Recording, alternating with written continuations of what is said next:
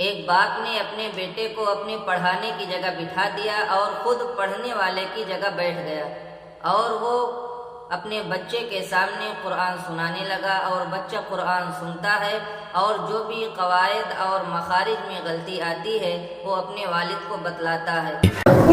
أعوذ بالله من الشيطان الرجيم بسم الله الرحمن الرحيم بسم الله الرحمن الرحيم من يدقك لا ما لي فوضى يشوشون على بيوت الله هيا أكمل. بسم الله الرحمن الرحيم والعاديات ضبحا فالموريات قدحا فالمغيرات صبحا. مغي حرف الراء يجب أن يكون مجسم. مغيرات صبحا.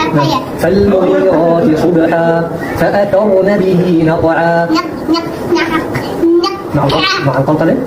فأثرن به نقعا فوسطن به جمعا إن الإنسان لربه لكنود وإنه على ذلك لشهيد وإنه لحب الخير. حرف الخاء يجب أن يكون مذكر. كل حرف يجب أن يكون مذكر حتى لو كانت مكسورة.